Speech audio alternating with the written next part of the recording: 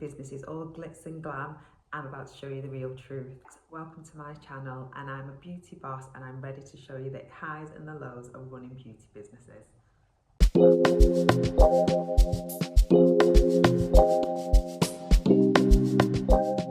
Let's be honest, with the powers of social media nowadays, everything looks so easy and so achievable so quickly. Don't get me wrong, there are a few people out there who do build businesses in 3 to 6 months amazingly, but the reality is it can take so much longer to build the dream that you want. And always don't forget, do not compare yourself to someone's end. When you're starting at the beginning and somebody is achieved so much and they've got everything they want, they're living the life that they've always dreamed of, and you are just beginning, you cannot compare because you do not know the steps they have taken to get to where they are. But I'm about to show you.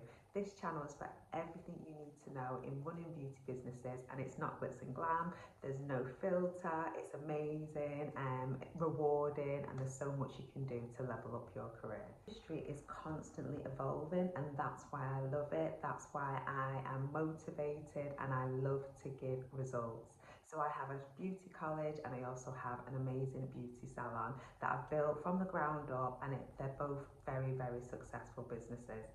The beauty salon can run without me even being there, but I still choose to be in because I love seeing my clients, I love seeing my team, and I love being a part of the process. Don't get me wrong, I take steps back, but it's a choice for me to be involved within the business.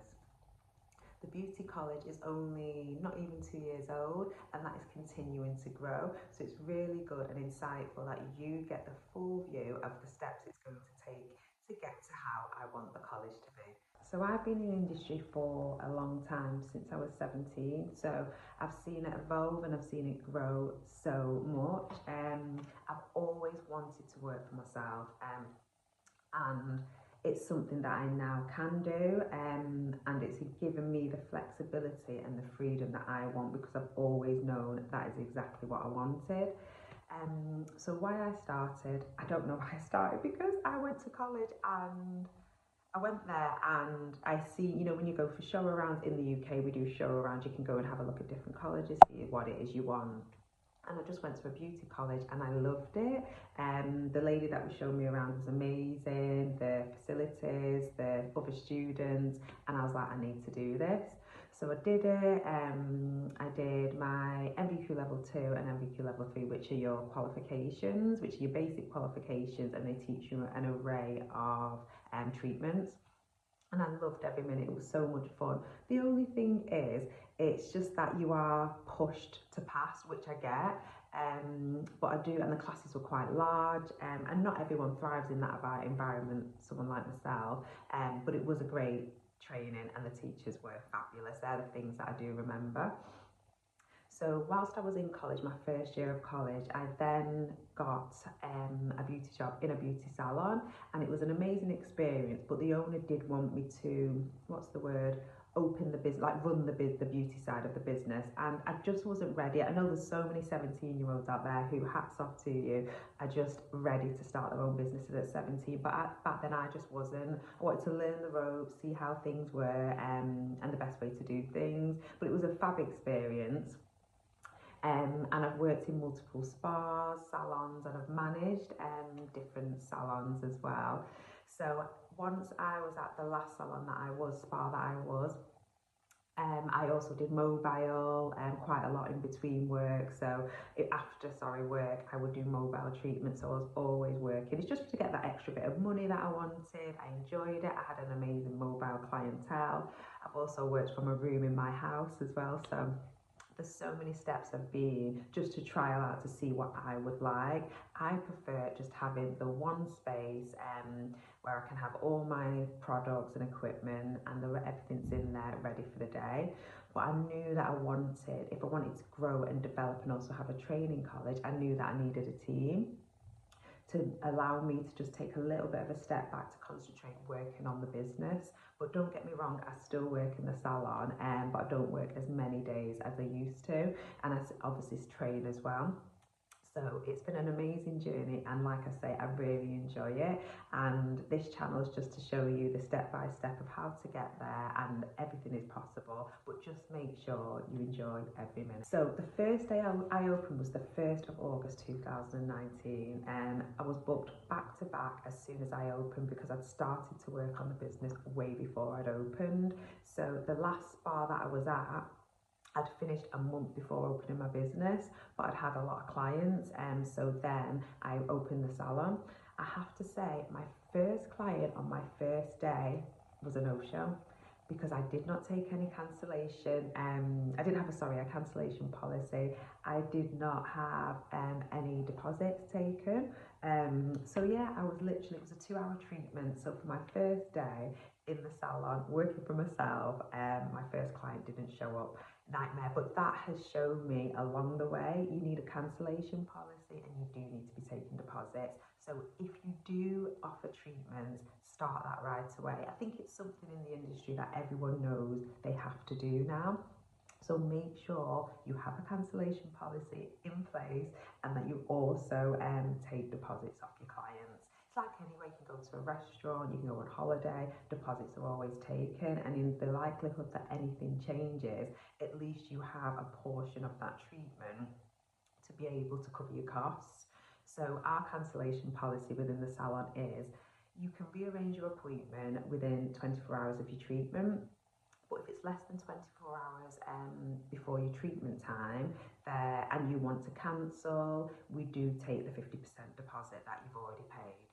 If you do then, if clients just don't no-show, or it gets to their treatment time and they're not here and they've forgotten, we do charge for the full price of the treatment, because there's no way we can fill that slot at such short notice. So the client does pay for that treatment. And that's something that is clear on our online bookings. It's clear when we take bookings for new clients, just so they're aware. So always manage those client expectations from the get-go. Let them know your policy procedure, and most clients will respect. So the highs and lows of running a beauty business, what are they? I would say there's way more highs, in my opinion, than there is lows. I have a very strict mindset where I try not to let the small stuff sweat me at all. At the beginning, oh my gosh, yeah, of course, everything I was taking so personal. Is it me? Da, da, da, da, da. The truth is, you just can't please everyone, unfortunately. It's business, it's a business world. You kind of have to have that protection around you. Do not take it personal, because it will only drive you crazy. So the highs of running a business, especially if it is a small business like myself, and that's how I want to keep it, everything falls on you. And also, me being working in the salon, I am always around.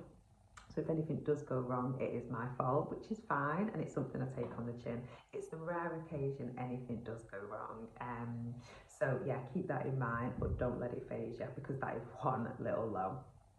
The highs, I love it. Again, I can choose what treatments I want to do, what treatments my team want to do, and they are a big part of my business, and I appreciate them a lot. So the lot of highs that I can choose when I want to work, I can also choose which treatments I want to do as well, which I do.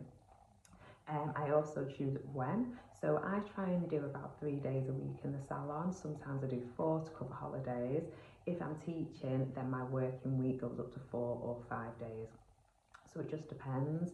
But I can also take days off when I like. I can choose which products I want to use. I can choose when the girls are in and off, in the salon and off. It's just more flexibility. It's your choice, and you can do whatever I want. So for anyone out there who really wants to do it, just go for it. Like when I started, I think I had like £600 cash, which I'd saved from a mobile, and I didn't start with a big hefty loan, or I didn't borrow money. So that £600 cash actually went on my rent. And then I did have to get some money using a credit card. I'm not saying do it, but I'm just being truthful. But obviously now I have paid that credit card off, so I have no debts from building up and starting the new business. I did have a lot of equipment, to be honest, and beds, because I was mobile. So the things that I really had to shell out for was more the aesthetics of the actual business. I would say that was the main thing. I had an iPad because I used to use that previously. I had another telephone because obviously I had another business.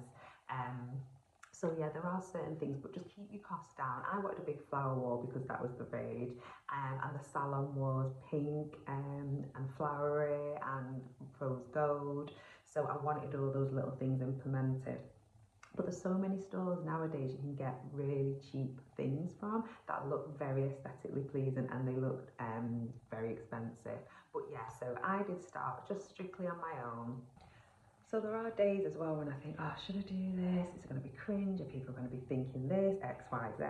But sometimes you've just got to go for it. How I see it now is my clients and also the students that have come through my door have come because they've seen what I've put on social media, they've seen what I've put on the website, they've seen me do a video, so they've come because they've seen what I've done. So I know talking to camera, some people may think, oh, I hate it, and you don't have to do talking to camera. There's so many things you can do within the industry that you don't have to show your face for, but I do think it's a good thing to show your face.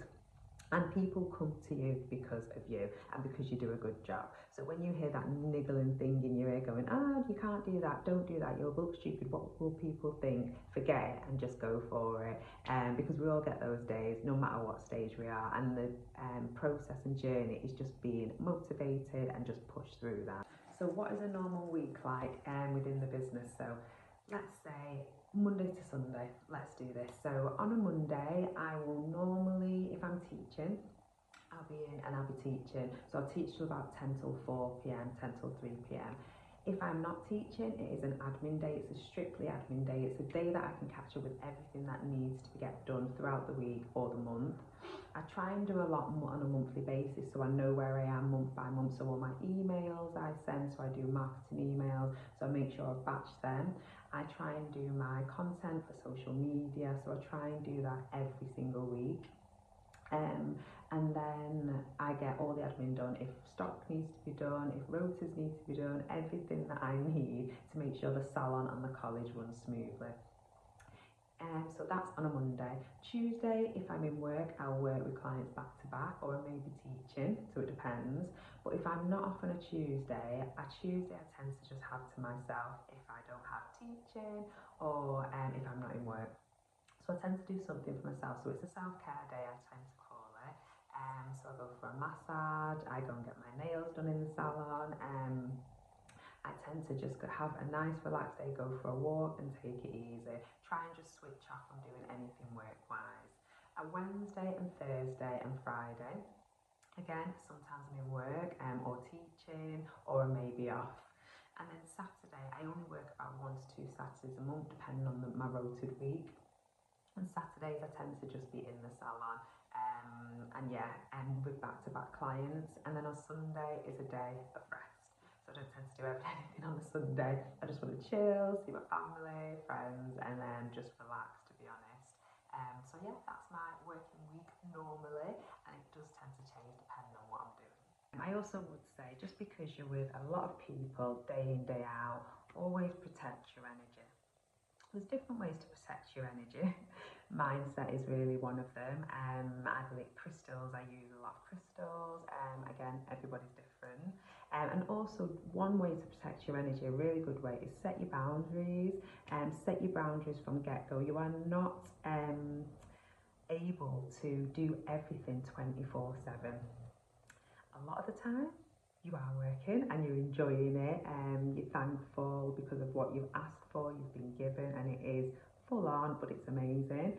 But you also need to put in those boundaries. You can't have to communicate with everyone 24/7.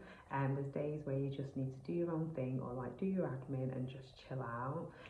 Because we're only human and we can only do as much, and you don't want to be burnt out, because burnout does nobody any favours. So what would my advice be to anyone before you start?